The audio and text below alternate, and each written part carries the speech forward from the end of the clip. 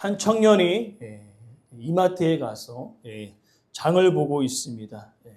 장을 보면서 계속 되뇌이는 겁니다. 아, 맞아. 내가 다른 건 다 사더라도 이것만큼은 꼭 잊어버리지 말아야지 하면서 꼭 살 것이 있었는데 그것이 이제 샴푸였습니다.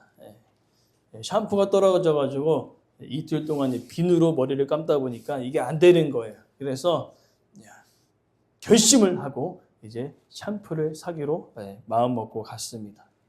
근데 이제 샴푸가 진열된 곳에 가보니까요, 마침 신제품이 나와서 이 직원이 신제품을 막 설명하고 있습니다. 이렇고 저렇고 하면서 많은 사람들이 살까 말까 고민하는 가운데 이 청년은 대뜸 탁 짚고 집으로 돌아왔습니다. 그러면서 외쳤죠. 야, 드디어 내가 시원하게 이제 샴푸를 가지고 머리를 감을 수 있다라는 그 기쁨을 가지고 돌아왔습니다. 근데 다음날 문제가 발생했다는 겁니다. 머리를 감으려고 이제 샴푸를 딱 짜서 머리를 감습니다. 근데 거품이 잘 나오지 않는 거예요. 그래서 야, 이게 신제품이니까 좀 양을 더 써야 되나 하고 왕창 짜가지고 머리를 막 감는데 여전히 거품이 나오지 않는 것입니다. 그래서 이제 뭔가 이상한데 하면서 이제 자기가 사온 샴푸를 딱 보니까 이렇게 적혀 있었습니다. Lovely and Romantic Purple Rinse. 뭐예요? 뭘 사온 거예요? 린스를 사온 겁니다. 직원의 설명을 충분히 다 들은 다음에 샀어야 되는데 직원이 설명한 건 린스였는데 샴푸에 진열되어 있으니까 이게 다 샴푸인 갖고 왔는데 가져와 보니 린스였다는 것이죠. 우리가 살면서 이와 같은 경험을 우리는 할 때가 있습니다. 상황은 다르지만은 잘 듣지 못해서 실수하거나 손해를 봤던 경험들이 우리 가운데 아마 있을 것입니다. 특별히 오늘 이스라엘 백성들 가운데 우리가 출애굽하는 그 과정을 보면은 마지막 10번째 재앙, 장자의 죽음의 재앙이 있지 않습니까? 그때 하나님께서 모세를 통하여서 살려면 뭐 한다고? 살려면은 양의 피를 문설주에 바르도록 이야기를 했습니다. 그렇기 때문에 그 말을 들은 사람은 살았을 것이고 그 말을 듣지 않은 사람은 똑같이 죽임을 당하였다는 것이지.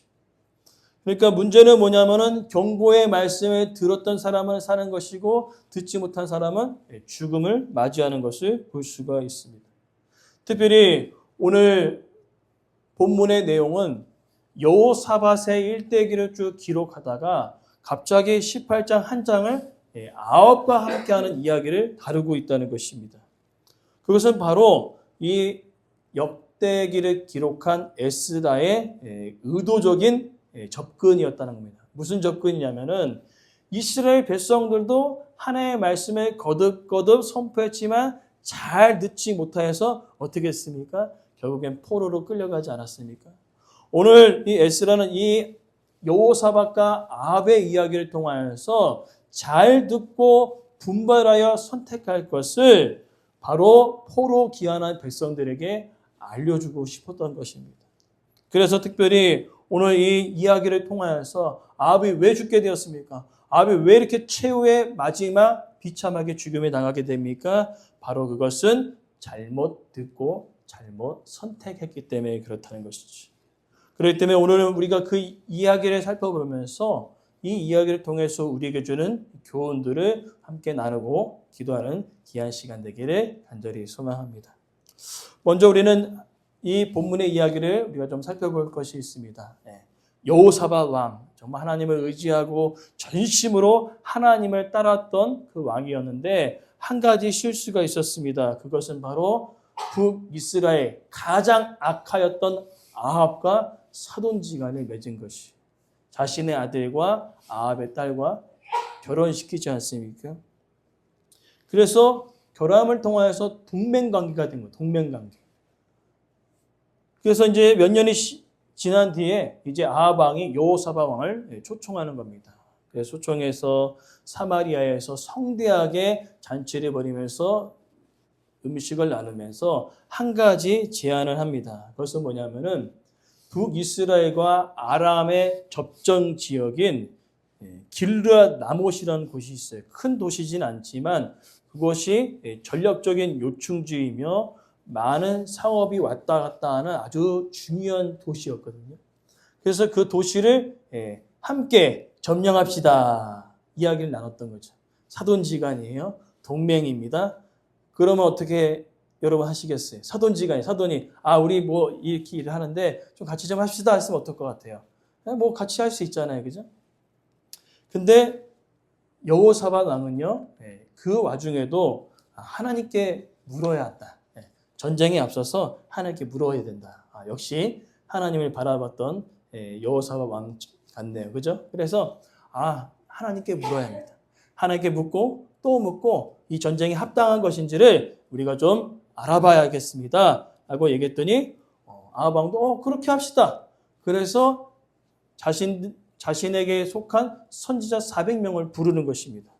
근데 여기 선지자 400명은요. 정말 하나님의 말씀에 따랐던 400명이 아니라 왕에게 고용된 궁정 선지자예요. 그렇기 때문에 아합 왕의 눈치를 보면서 좋은 말만 했던 선지자였다는 것이죠.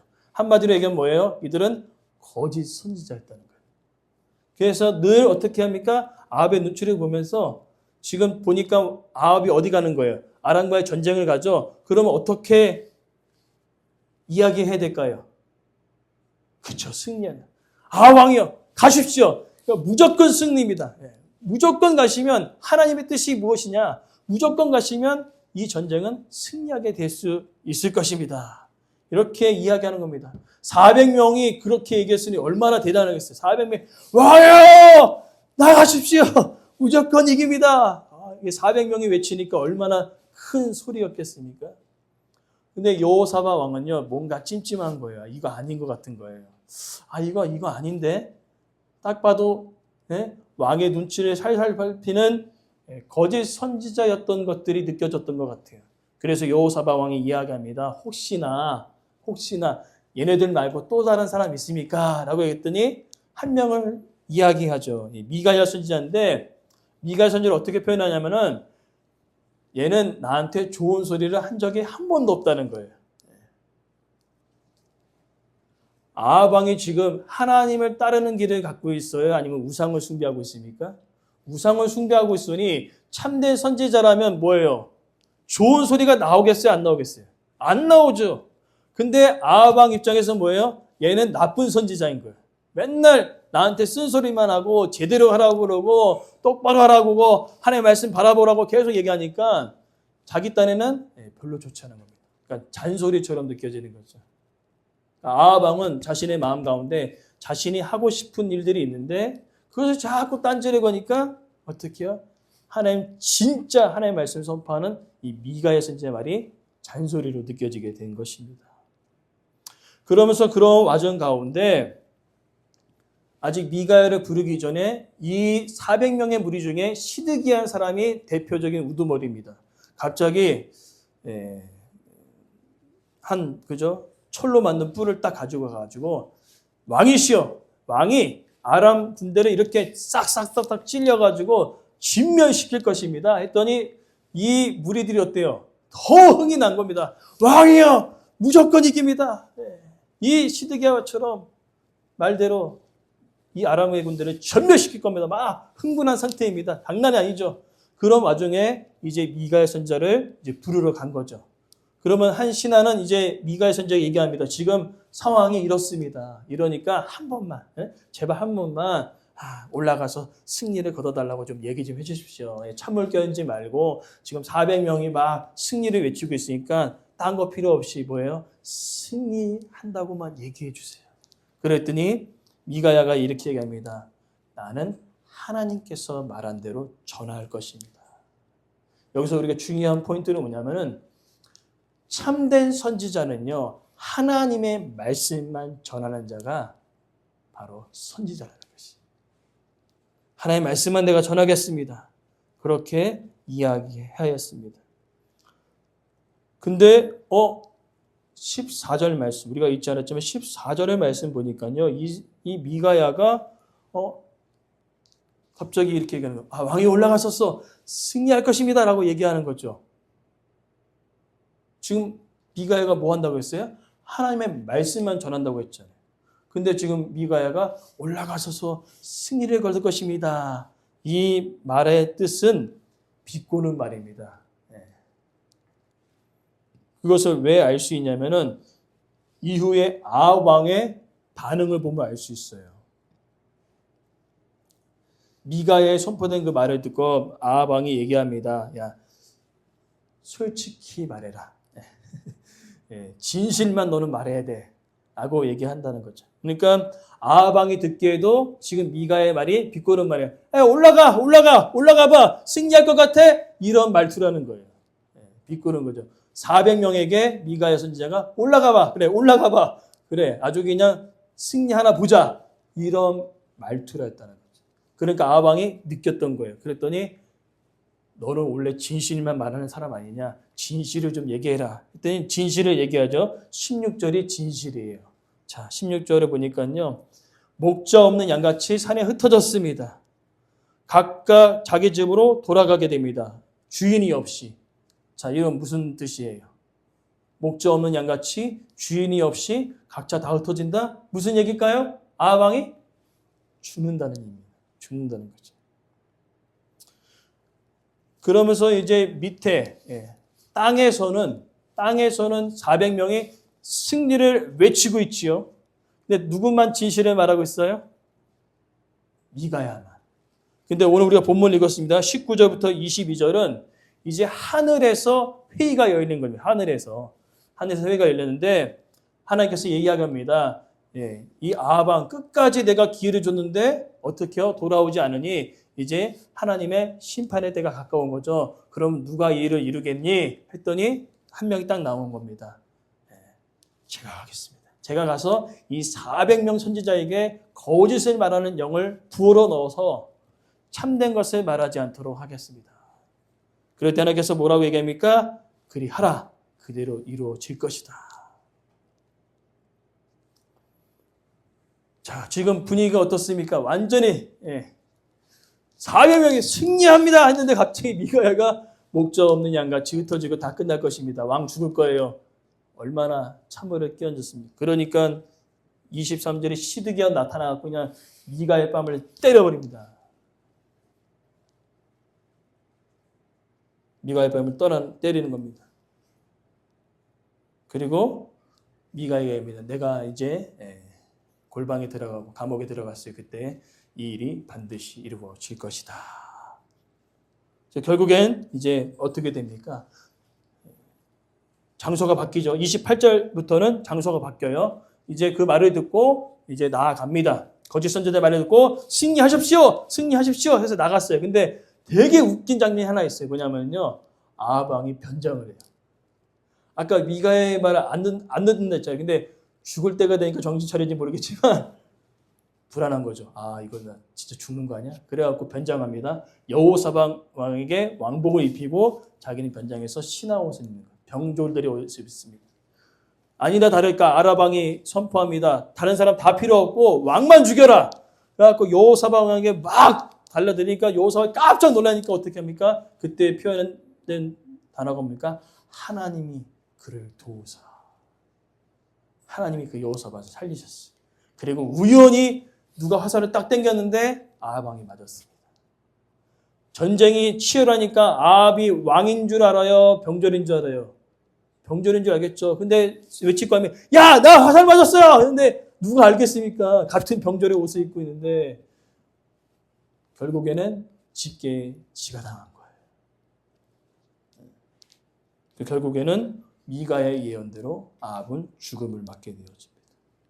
오늘 이 말씀을 통하여서 이 아주 반전의 반전을 거듭되는 이 이야기를 통하여서 우리에게 주는 교훈이 뭘까요? 우리는 거짓 메시지에 넘어가지 말아야 된다는 것입니다. 우리는 거짓말에 속지 않도록 분별해야 된다는 것입니다. 오늘날 우리가 살아가는 많은 세상들은요, 뭐 TV나 드라마나 영화나 많은 유튜브나 우리의 성경의 이념과 많이 다른 것들을 우리가 자연스럽게 접하게 된다는 것입니다. 그래서 계속 접하는 그것이 진리인 것처럼 느껴질 때가 있다는 것입니다. 거짓에 노출되어 살아간다는 것이죠. 그때 우리가 해야 할 것은 뭐냐면은 그것을 그대로 받아들이는 것이 아니라 하나님 말씀 앞에 비춰보는 것입니다. 이 유튜브, 이 드라마, 이 영화, 이 모든 매스컴들이 정말로 외치는 것이 진짜인가? 그대로 받지 마시고 그대로 수용하지 마시고 무엇을 비춰보라는 거예요? 그리스도인이라면 하나님의 말씀과 비춰볼 수 있는 그 분별력이 저 여러분 가운데 있기를 간절히 소망합니다. 얼마나 많은 것들이 우리를 혼란스럽게 여깁니까? 눈으로 보여지는 여호와의 증인, 신천지, 하나님의 교회 그 이단이 무서운 것이 아니라 이 성경의 말씀을 애매하게 꼬아버린 세상과 접목시킨 그 진리가 아닌 것처럼 느껴지는 그 진리의 말씀. 그것에 우리가 현혹되어 살아갈 수 있다는 것입니다. 그렇기 때문에 우리는 모든 것을 그대로 받아들이고 수용하지 마시고 무엇에 맞춰서 하나님의 말씀에 반드시 비춰 그것이 진리인지 거짓인지를 우리가 분별할 수 있어야 된다는 것이죠. 더 나아가 우리는 그것을 어떻게 해야 합니까? 성령의 힘을 의지어 주여 내가 이 말씀을 온전히 분별하게 해달라고 기도해야 된다는 것입니다. 왜 그렇습니까? 우리가 심리학 가운데 이 궁중 심리 중에 동조 효과라는 것이 있습니다. 이것은 뭐냐면은 다수의 많은 사람들이 아닌 것을 이야기할 때에 단 한 명은 그것을 아니라고 이야기하는 것이 아니라 아니어도 그것이 진리가 아니어도 그것을 따라간다는 것입니다. 그것이 동조 효과예요. 근데 그리스도인이라면은 그 동조 효과에 휩쓸려 살아가는 자가 아니라 이것이 거짓이라면 이것이 하나님의 말씀에 위반되는 것이라면 나 혼자서라도 그곳에서 하나님의 진리의 말씀을 선포할 수 있는 그 믿음의 담대함이 오늘 저와 여러분 가운데 있기를 간절히 소망합니다. 근데 많은 사람들이 그 동조 효과에 힘입어 이게 아닌데 하면서 그 아닌 것을 따라가는 경우들이 얼마나 많은지 모른다는 거죠. 그리스도인이라고 얘기하면서요. 오늘 우리의 삶 속에 정말 하나님의 말씀을 온전히 분별할 수 있는 그 은혜가 있기를 간절히 소망합니다. 근데 왜 우리가 힘들까요? 거짓이 더 보기 좋고요. 거짓이 더 듣기 좋은 말이고요. 거짓이 더 좋은 결과를 보여내는 것처럼 느껴지기 때문에 우리는 거짓을 따라가는 경우들이 많이 있다는 것입니다. 오늘 소망하는 것은 그것이 더 좋아 보일지라도 그것이 더 많은 사람들이 따라가는 그 길일지라도 그곳에 하나님이 없다면 그곳에서 우리는 반대 방향으로 하나님이 계시는 그 진리의 말씀이 있는 그곳으로 우리의 발걸음을 담대히 옮길 수 있는 그 믿음이 우리 가운데 온전히 회복되어지기를 간절히 소망합니다. 그래서